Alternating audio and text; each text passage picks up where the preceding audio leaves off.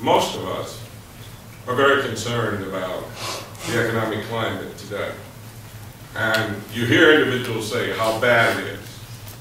Well, the truth of the matter is, there's a large portion of our society that lives with this every day. You understand what I'm saying?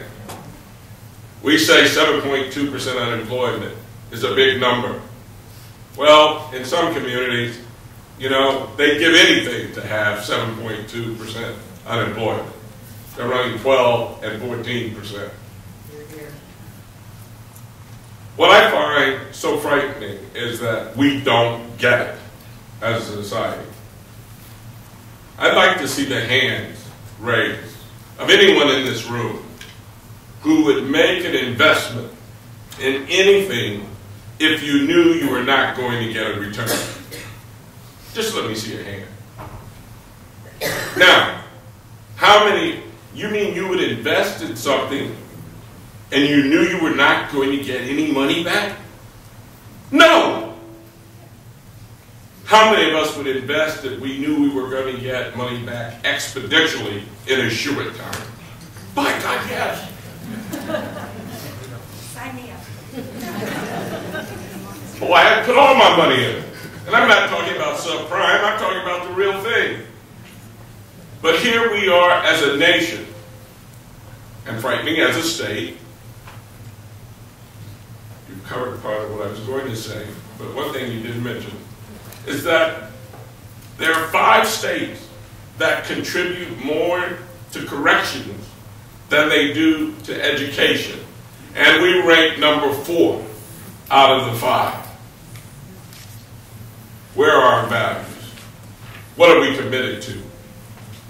If you want tomorrow to be better, you have to be willing to invest today. And I'm talking about when they're little people.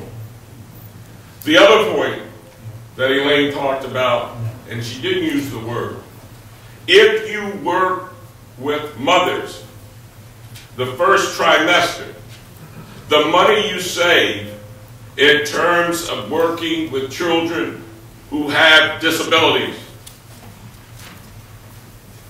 which are millions. The report that was done several years ago said that by 2020, between the ages of 25 and 29, 47% of the population between that age cohort would be of color. 47%. If we're 2000, when it was done, it was about 2006.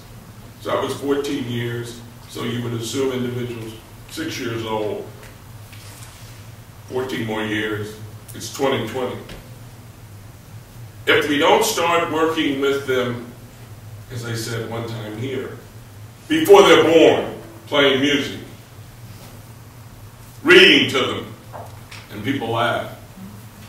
And I'm so proud of my son, although what he read, I wouldn't have read. He read dental books. He's a dentist, so he would be doing his, his practices.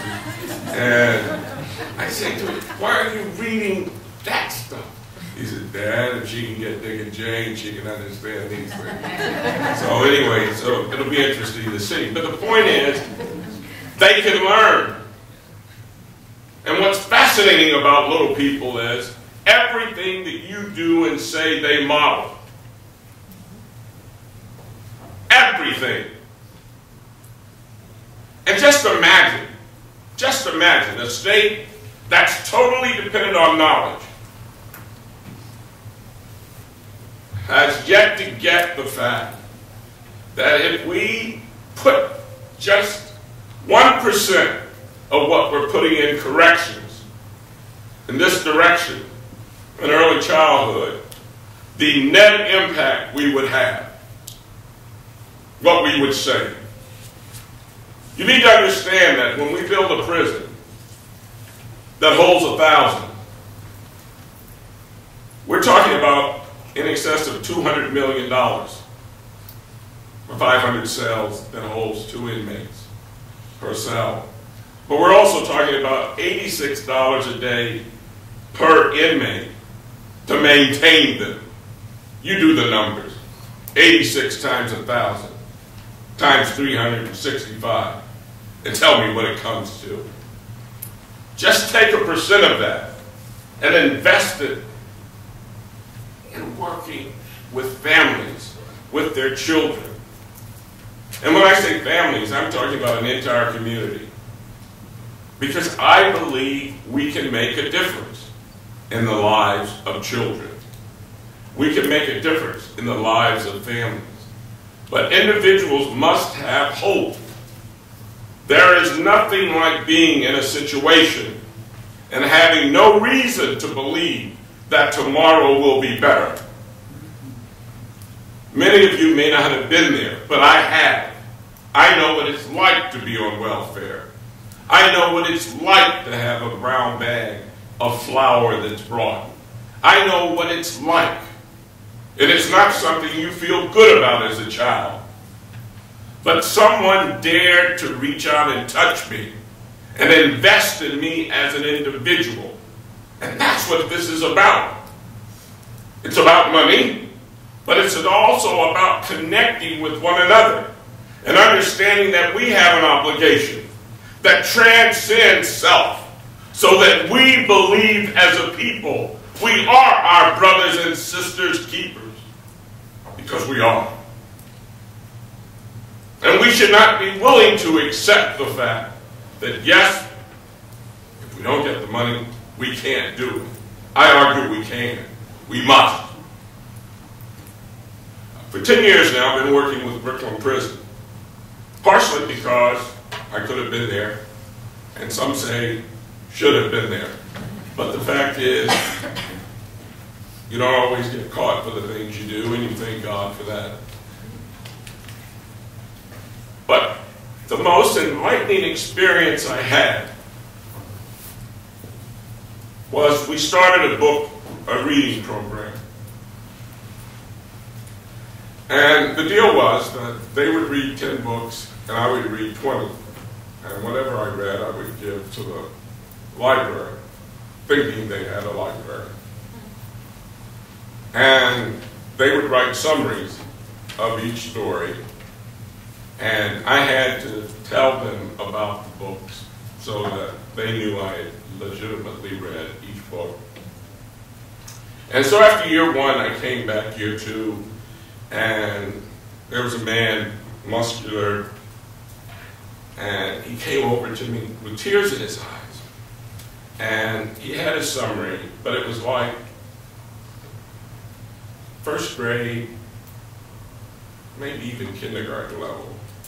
And he said to me, I couldn't read when you asked us to read 10 books. And I felt guilty, because I would have never given the assignment if I had known. You know, you could say, well, dummy, but I didn't think about it. And when he got out, 2 years ago, he was reading about the 9th grade level. And we had one inmate read as many as 300 books and all the summaries. And I look at the talent that's there, and I say to myself, what a waste. A human waste. I'm talking about individuals who are brilliant. I mean brilliant. A young man who's a genius in Osborne. And I said to him, I said, when you're out, I want you. I said, I'll make sure you go to college if I have to pay. Why? We can't afford to lose that talent. We don't understand yet that you have individuals who could design things, invent things. If we would only allow them what? To fly. To fly. And yet, we keep focusing our attention right now how bad it is globally for everyone, and failing to realize it's been this bad for some people all of their lives.